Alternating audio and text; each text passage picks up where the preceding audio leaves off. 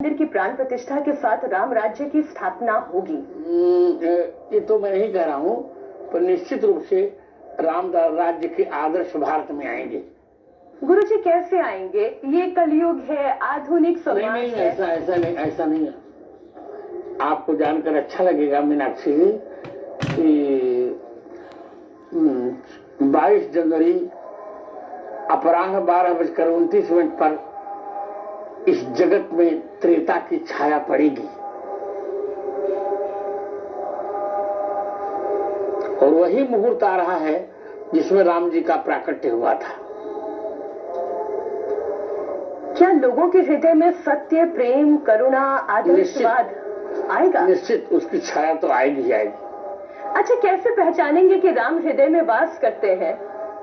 सात्विकता से, सद्गुणों से, सदाचरण से, सदनुकरण से। लेकिन विपक्ष तो कहता है कि ये तो सब राजनीति है।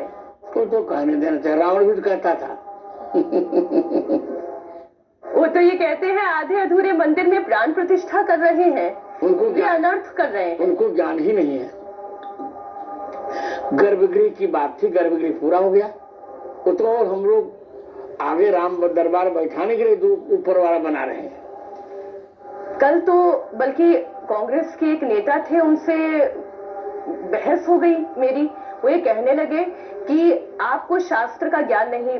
सही बात है, मुझे तो शास्त्र का ज्ञान नहीं। आपने कहा नहीं कि जगत गुरु रामानंदाचार्य स्वामी रामभद्राचार्य को शास्त्र का ज्ञान है, उनसे चर्चा कर लीजिए। आपको ऐसा कहना चाहिए था। मैंने उन्हें कहा, अब वो जो मानने के लिए ही तैयार नहीं, वो ये कह रहे हैं कि आप कुतर्क कर रही हैं। नहीं, आप सुतर्क कर रही थी।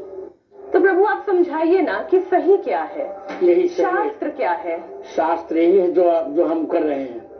आपने ये कहा था कि जब तक मंदिर अयोध्या में प्राण प्रतिष्ठित नहीं होगा आप राम कथा नहीं करेंगे। लेकिन अयोध्या में राम कथा नहीं करेंगे। लेकिन अब आप राम कथा करेंगे।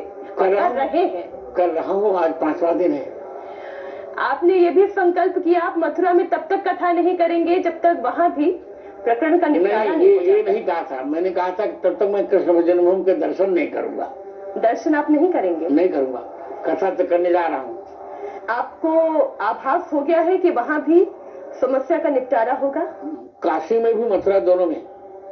गुरुदेव जी बहुत धन्यवाद समय देने के लिए।